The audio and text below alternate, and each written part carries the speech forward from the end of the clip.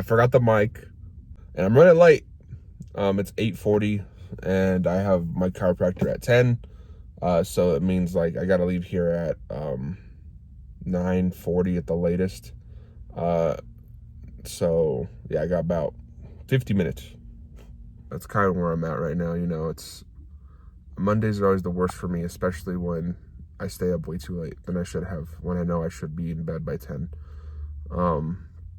But I do need to work on that, especially coming up with this other prep, which I'll get to probably in another video, or maybe when I get back from Houston. But yeah, that's gonna do it. I'll see you guys inside for pool day. All right, y'all, so this is going to be the final power prep video. I am done prepping for power since, there's no real point to do it anymore, and I'm just going to focus on easing my way into hypertrophy. But starting off with a plate-loaded row machine, I'm doing 3 sets of 8 to 12 reps, moving on to pull-ups, 3 sets of 6 to 8 reps. I'm really working that 8 rep range, trying to get more reps inside and still working my form on each rep. And then moving into an isolateral row machine, 3 sets of 6 to 8 reps as well, going up in weight, down in reps. I usually start out with the plate, move up to 2, and then add a 25 on each side, and really focusing on the motion of the back muscles. Moving into a plate loaded lat pull down machine, one of my favorite machines, and here I'd be usually doing 3 sets of 10 to 12 reps going up in weight. And I'll usually start off with 2 plates, move up to 3 plates, and then drop back down to 2 plates to finish off the set. And this machine has really helped a lot with my imbalances on my lats as far as strength goes and growth. It's just been really beneficial and really one of my favorite machines. Then we're moving on to low rows. I do 3 sets of 8 to 12 reps going up in weight, down in reps, and I do like to use the handles that are long, like I say in a lot of my videos. But if you're new here, you don't really know that. Instead of using the low row attachment, so I can bring my arms even farther back past my chest.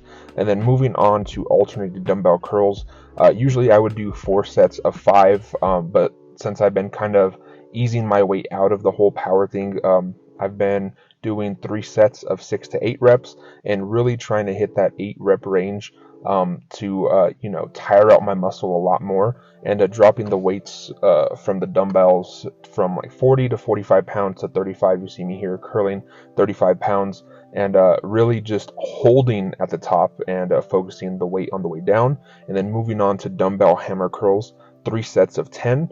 You do see me touching the brachialis to work that mind-muscle connection, and then I finish off this entire workout with 500 to 1,000 calories of cardio. So you guys know the deal. It is Tuesday, push day. I'm head inside. I'm here at 9 o'clock, so not too late. Got a good amount of time to get in a full push day without trying to rush myself like I was yesterday. Got about an hour 45.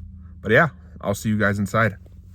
All right, y'all, so starting off push day with flat bench as always. You know that I normally do a 5x5, and I usually work my way up.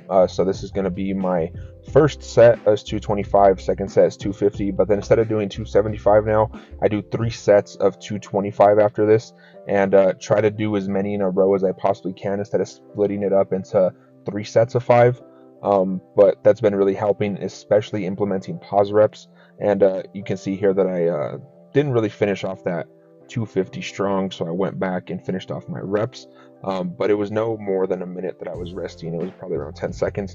Regardless, for this next prep, my biggest hurdle to overcome is keeping my bench, and I refuse to touch anything under 225 for benching, so I'm going to perfect 225. That is the goal. I'm pretty good at benching 225 already, but I want to be even better at it, and I know that I can, and I can even hit 315 this year.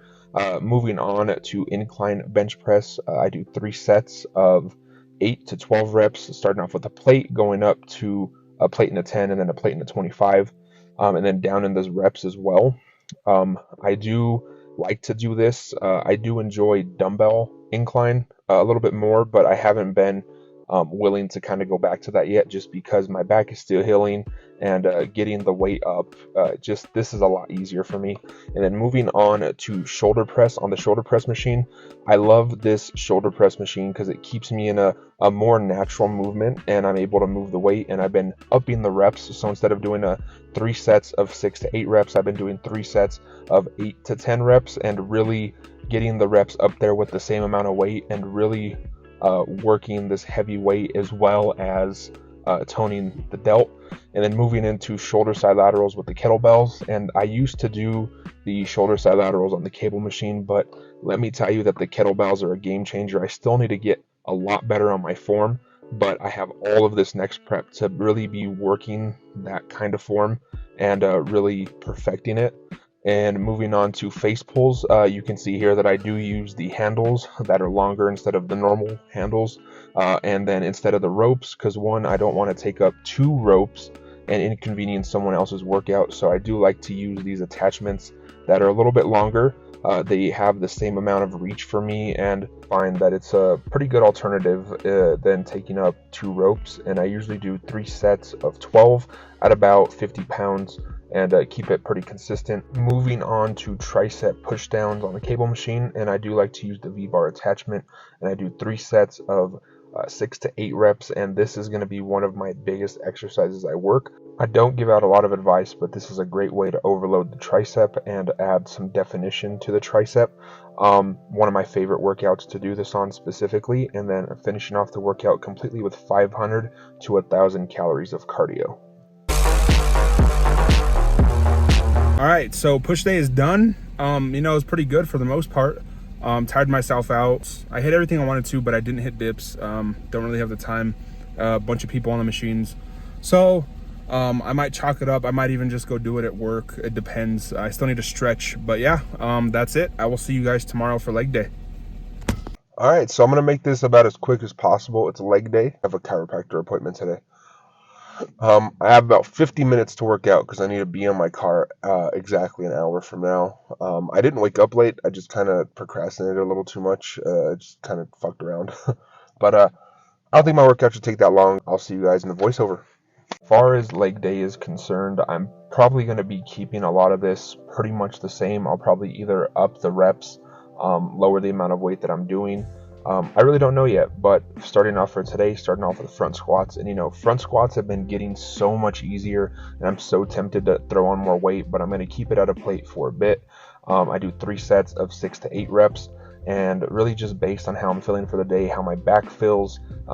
There's a lot of different variables that go into how I'm feeling on the leg day, but my back is healing up a lot faster than even my chiropractor thought it would. So I'm doing the right things, and I still implement some back squat, same thing, 3 sets of 6 to 8 reps, and depending on how I'm feeling, I may or may not go down even past that 6 rep range. Moving on to leg extensions, and I've really been working between 10 to 12 reps lately, 3 sets, and really holding at the top and squeezing the quads as much as possible, and really staying at about 100 pounds. So nothing too heavy, but it's just been burning by just squeezing at the top and going slow all the way down and slow all the way up. It feels really, really good, and you don't really see my back going down as much.